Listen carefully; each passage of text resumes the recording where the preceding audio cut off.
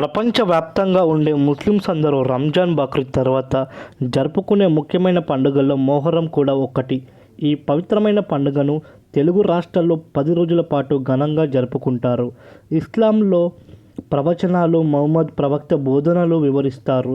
మొహర్రం మాసంలో 10 రోజుల పీర్ల దేవులని ఊరేగిస్తారు. అంతకుముందు రాత్రి అగ్నిగుండంలో దూకడం, అగ్నిలో నడవటం వంటివి చేస్తారు.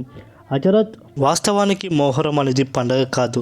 ఇస్లామిక్ క్యాలెండర్ ప్రకారం మొదటి మాసాన్ని మొహర్రంగా పిలుస్తారు.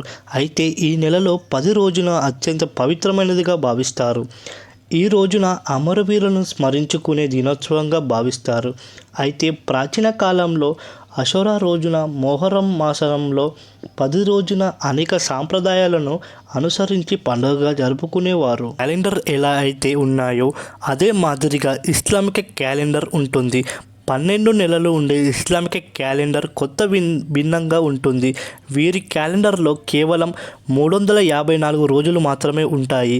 ఈ మాసంలో ఎక్కువ మతపరమైన కార్యక్రమాలను నిర్వహించరు. కొన్ని దేశాలలో ఈ మొహర్రం రోజున సెలవు ప్రకటిస్తారు. మొహర్రం మాసంలో మొదటి రోజున ఇరాక్లోని కర్బలా మైదానంలో యుద్ధం ప్రారంభమైంది. యాజిద్ సైన్యం హుసేన్తో పాటు కుటుంబ సభ్యులను, మహిళలను, పసి పిల్లలను సైతం దారుణంగా హతమార్చారు. మొహర్రం నెల 10 రోజున సాయంత్రం అల్లాను స్మరించుకుంటూ నమాజ్ చేస్తున్న ఇమాం హుసేన్తో శత్రు సైన్యం చుట్టుముట్టారు.